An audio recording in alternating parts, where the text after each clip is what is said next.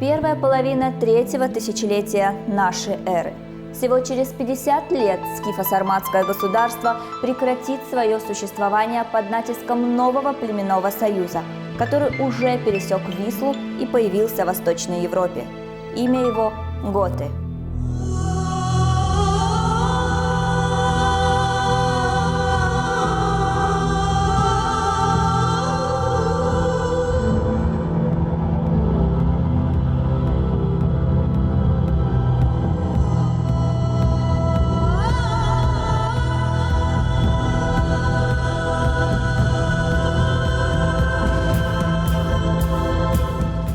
По мнению ряда ученых, готы не были кочевниками. Возможно, оставить обжитые родные земли на севере и уйти на юг их заставил голод и перенаселение. Но об этих событиях ничего не сказано в одном из самых известных трудов под названием «О происхождении и деянии гетов». Его автор, историк VI века Иордан, который сам был по происхождению гот, писал, что во главе со своим легендарным вождем по имени Берег готы пришли с острова Сканза и расселились в Поморье и на большей части современной Польши.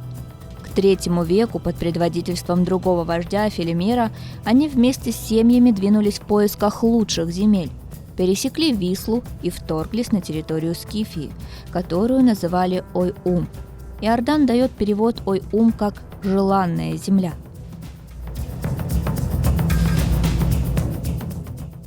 Что имелось в виду за сообщением о лучшей жизни, остается лишь догадываться. Однако уже на территории Скифии готы разделились на две независимые части – восточных и западных.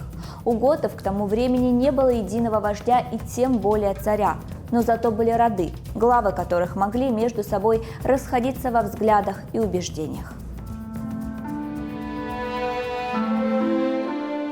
Видимо, по этой причине одна часть, возглавляемая вождем Филимером из рода Амалов, ушла на восток, поселилась на Днепре и побережье Меотиды, Азовского моря. Другая же, под предводительством Залмаксеса из рода Балты, ушла на запад и осела между Днестром и устьем Дуная. Но есть и другие объяснения этого разделения. Иордан, описывая продвижение готов по Скифии, сообщает, что они приблизились к широкой реке и стали переправляться через нее по сооруженному мосту. Но прежде чем все они успешно совершили переход, мост надломился, и таким образом они были разделены на две группы. В то время как часть их осталась на правом берегу, те, что уже пересекли реку, поспешили далее, на юго-восток. Археологи и историки уверены, что широкая река на их пути – это Днепр, и допускают, переправа могла быть сооружена в районе современного Киева.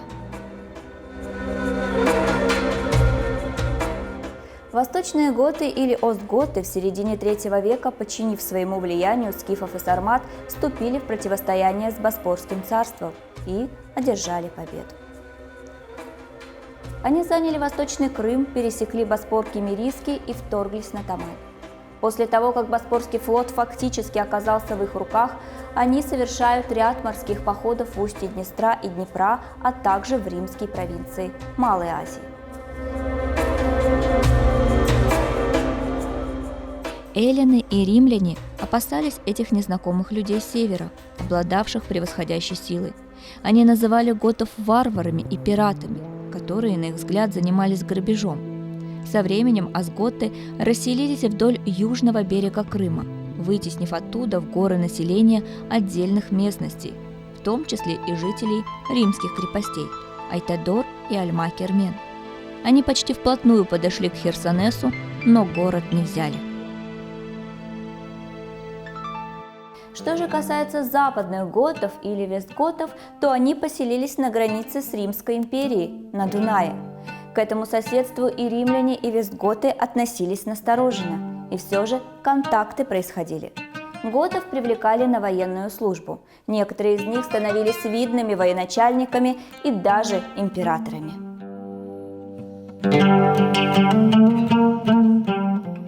К примеру, Максимин Фракиец, этнический гот, начал свою карьеру рядовым солдатом, а уже в 235 году за свою службу и отвагу большинством голосов был избран императором Рима. Он стал первым из так называемых солдатских императоров. Максимин, как и многие готы, выделялся высоким ростом, обладал необыкновенной физической силой и выносливостью. Но его власть не была долгой. В 238 году он был предательски убит своими военачальниками.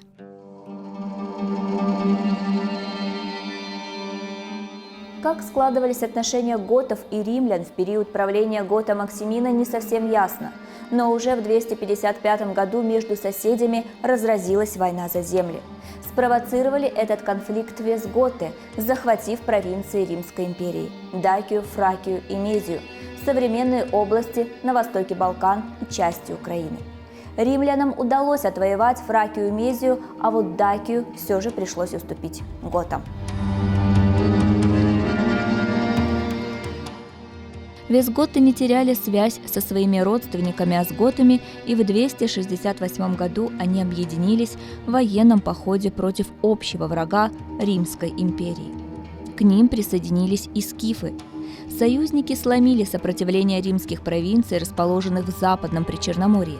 Этот успешный поход принес готам богатую добычу и заставил римских правителей с ними считаться. В конце III века отношения готов с Римом становятся более дружелюбными. В 90-х годах римский император приглашает воинственных готов принять участие в войне с персами. За щедрое вознаграждение они соглашаются. Однако очень скоро мирные взаимоотношения готов с империей прерываются и переходят во враждебные.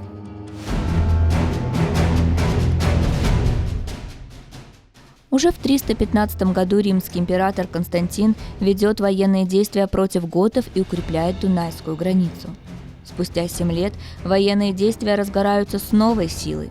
Но после кровопролитного сражения готов и римлян за земли между Тисой и Дунаем между соперниками был заключен мирный договор. Готы будут получать ежегодно из Рима продовольствие и деньги, а взамен они должны предоставлять свои войска воинам империи и нести сторожевую службу на Дунае. По-видимому, такие условия устраивали обе стороны, и на некоторое время противостояние и конфликты прекращаются.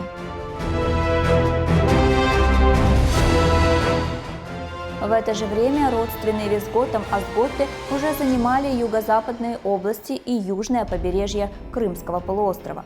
В конце III – начале IV века здесь начинается постепенный переход от военно-демократического строя к ранне-государственному. Складывается государственный аппарат. Власть сосредоточилась в руках единого лидера или вождя. Готы Северного Причерноморья все еще поклоняются своим языческим божествам, среди которых особое место занимает бог войны Марс. Но несмотря на свои древние традиции и верования, в их среду постепенно начинает проникать христианство. Считается, что в первые века новой эры в Крыму переходить в христианство стали эллины, тем самым оказывая свое влияние на соседей готов. Однако источники сообщают, что в среде эллинов христианство не находило поддержки. Первые христианские общины зафиксированы лишь в V веке. Более того, в самом Херсонесе еще в VI веке бытовали языческие традиции, тогда как уже в IV веке у готов появляются первые епархии и первые епископы.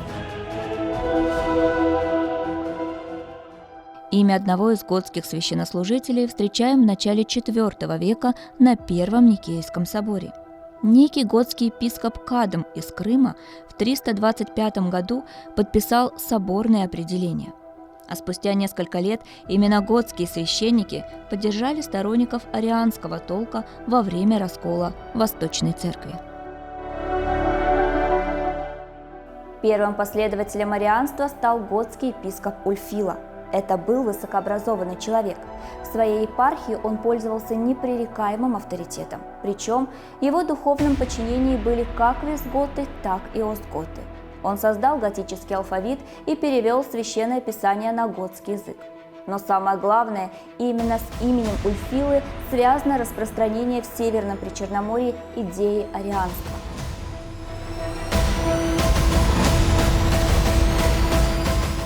Главное отличие арианства было в признании Иисуса пророком, а не Богом, что существенно расходилось с догмами других христианских толков. После Ульфилы сан готского епископа в Крыму принял Унила, уже от самого константинопольского патриарха Иоанна Златоуста. К концу IV века христианство, очевидно, стало государственной религией крымских готов. О том, что готы были первоклассными воинами и их нанимали на военную службу римляне, сообщает и историк Филосторгий. В IV веке отряды из готских солдат еще состояли на службе римских легионеров в Херсонесе, Демирджи на восточном берегу Азовского моря и на Перекопе. Однако к середине IV века именно готы вытеснили из Крыма последних римских легионеров.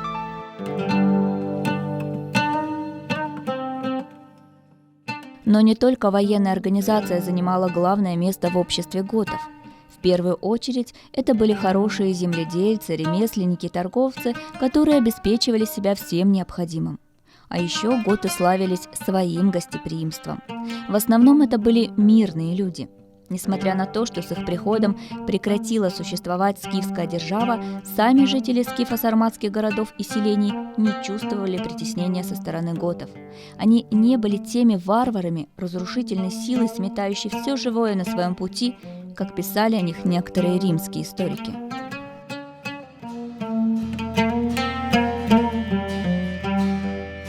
Нет сомнений, что готы повлияли на этническую, политическую, духовную и культурную ситуацию Крыма и всего Северного Причерноморья.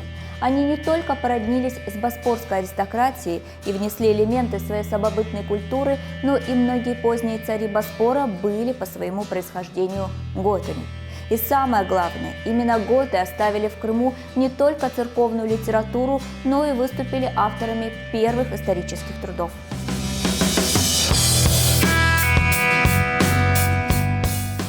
К концу IV века готы владели восточной и южнобережной частями Крыма. А после того, как около 370 года здесь впервые появились гунны, территория готов расширилась. Они отступили в горную часть Крыма. Наконец, к VI веку установились границы их территории. Условно, Готия простиралась от современных Балаклавы до Судака, занимая всю прибрежную полосу. Частично готы проживали на Боспоре и локально небольшими общинами в других районах Крыма. Нельзя сказать, что прибрежные горные территории принадлежали только готам. Здесь все еще жили тавры, скифы и сарматы. Безусловно, еще в IV веке между этими народами устанавливаются добрососедские отношения. К примеру, готы освоили тюркский язык и сами позаимствовали некоторые обычаи аборигенов. А местное население впитало новые традиции, которые принесли с собой готы. В такой обстановке интеграционные процессы были необратимы.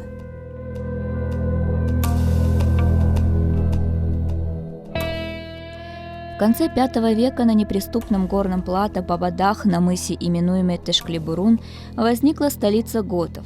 Как называли ее сами готы, неизвестно, но сегодня мы ее знаем как Мангуб. Конечно же, город не возник на пустом месте. Когда-то здесь находилось небольшое поселение тавров. Затем по соседству с ними стали селиться скифы и родственные им сарматы. Но статус города Мангуб приобрел уже при готах. Чуть позднее это была уже столица с передовой для тех лет инфраструктурой. Здесь находился княжеский дворец, храмы, общественные здания, казематы и жилые кварталы. А по всему плато находились усадьбы знати, крепостные башни, церкви, кладбища.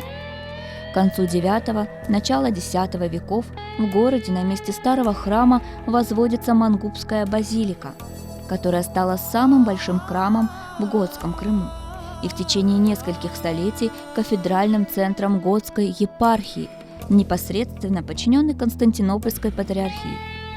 Вторым из крупнейших готских центров был Скиварин, позднее известный как Сюйрень.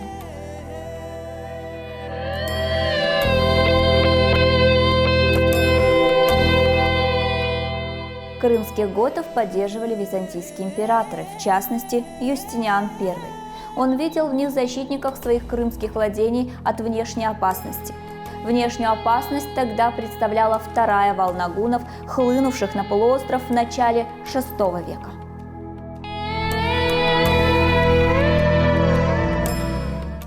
Нельзя сказать, что крымские готы столкнулись с неприятелями.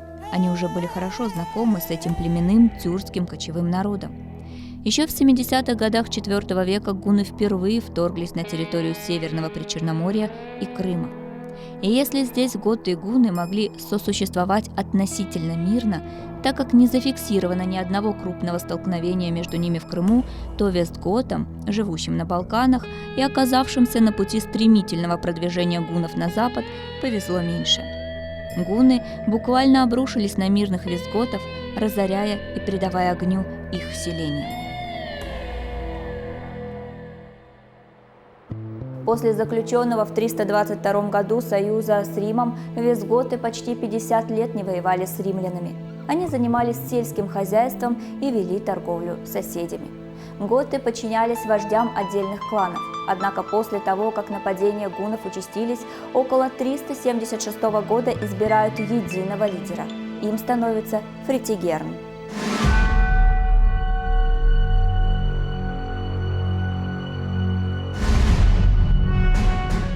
Именно Фритигерн обратился к императору Валенту с просьбой разрешить готам перейти Дунай и обосноваться в римской провинции Фракии. Взамен готы-воины обязуются охранять границы Римской империи. Валент согласился, но с условием, что при переходе через Дунай готы сдадут все свое оружие. Готы понимали, что теперь им предстоит жить по законам и традициям Рима, но другого выхода у них не было. В результате около 40 тысяч человек переселились в пределы Римской империи. Почти сразу же они ощутили на себе тяготы переселенцев. По сути, они попали под полный контроль римских чиновников. Им запрещалось свободно перемещаться по Фракии.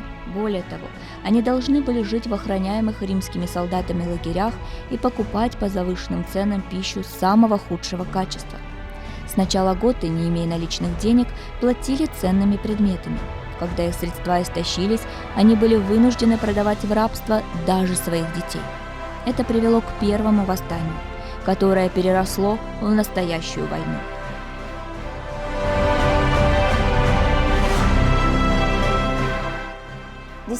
Августа 378 года в битве под Адрианополем римляне потерпели одно из тяжелейших поражений в своей истории. Император Валент и его военачальники были убиты. Победа вестготов стала ключевым моментом в истории падения Римской империи. Северные границы, которые теперь были открыты, а армия более не могла претендовать на звание непобедимой.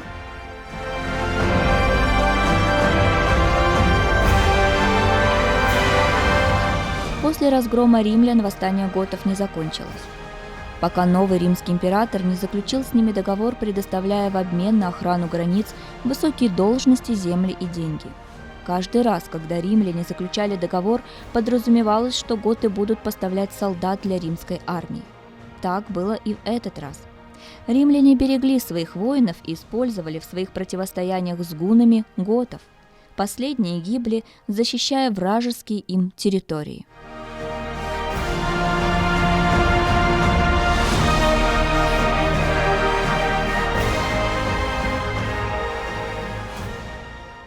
Как это ни парадоксально, а именно в рядах римской армии сформировался новый лидер готов. Он принадлежал готской знати и прошел обучение у римлян.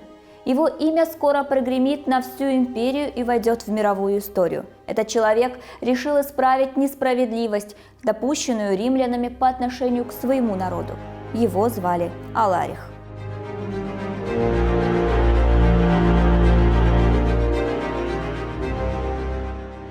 Именно он вознамерился предать Рим огню и мечу. Тогда основу готской армии составляла тяжелая латная кавалерия, перенятая готами у сарматов, чего у Рима не было вообще. И такая армия, возглавляемая молодым королем, 24 августа 410 года разрушила Рим. Это было первое падение Вечного города. Покинув истощенный и разграбленный Рим, Аларих продолжил свой завоевательный поход и направился в Южную Италию. Неизвестно, как далее разворачивались бы события, но король внезапно умер. Он был погребен своими соплеменниками на дне реки Бусента близ города Козенца в Калабрии, а визготы ушли сначала в Южную Францию, а позже основали в Испании свое королевство с центром в Толедо, просуществовавшее вплоть до арабских завоеваний.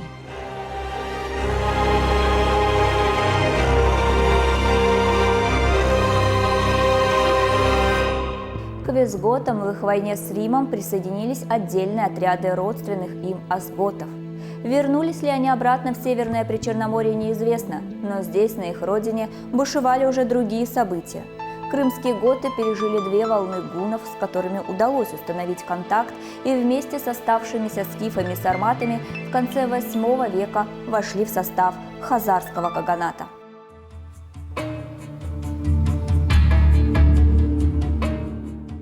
В столице Готии был размещен гарнизон хазарских воинов. Можно только предположить, что хазары стали притеснять местных жителей и относиться неуважительно к их вере. Это вызвало восстание в последние десятилетия VIII века, возглавляемое епископом Иоанном Готским. Это восстание было подавлено.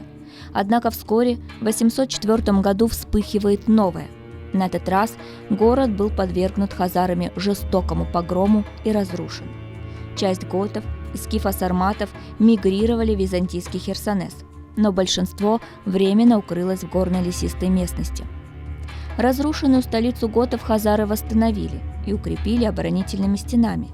Они оставались здесь до середины X века. Именно в X веке впервые в документах город упоминается как Мангуб. После разгрома хазарами Мангубское княжество было восстановлено, но уже как полувассальное от Византийской империи. В XI-XII веках Мангуб был важным опорным пунктом византийцев в их сложных отношениях уже с кыпчаками. С середины XI до начала XIII века история готов Крыма имеет лишь отрывочные сведения.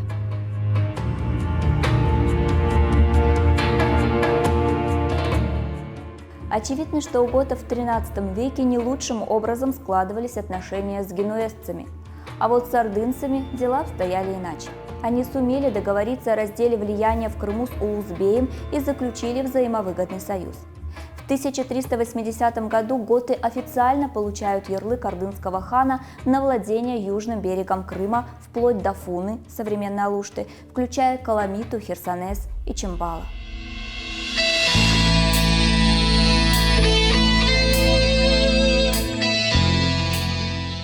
Крымские улузбеи становятся союзниками готов. Эту традицию продолжили и первые крымские ханы, которые выступили на стороне Мангубского княжества, когда последнее вступило в противостояние с генуэзскими факториями. Вообще отношения Мангуба и сначала крымского улуса-юрта, а после крымского ханства заслуживают отдельного внимания.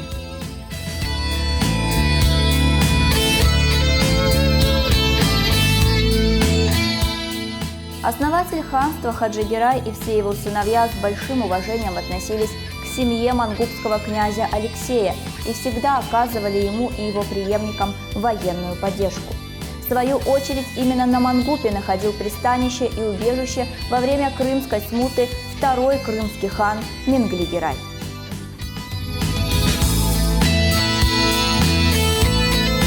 В 1475 году княжество готов с центром Мангуб пало под натиском турков-османов, но его жители никуда не ушли. И если уже в бывших городах Мангубского княжества проживало смешанное население, то основная масса готов-крестьян к XV веку продолжала жить в глухих горных селениях, поддерживая минимальные связи с внешним миром, сохраняя свою древнюю культуру и свой язык еще несколько столетий. Подтверждает этот факт в XVI веке фламандский ученый-энциклопедист, дипломат и путешественник барон Бузбек, который якобы встречал в Стамбуле крымских готов Они сообщали ему о существовании в Горном Крыму готских поселений, которые продолжали сохранять язык, обычаи и воинственность предков.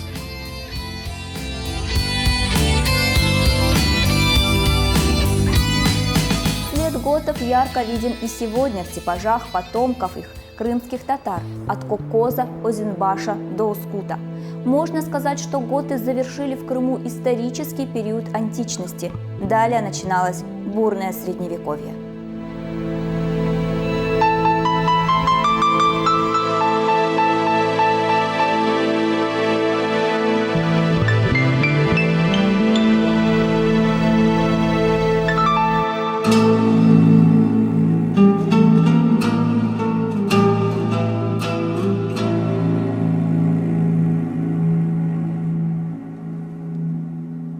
Thank you.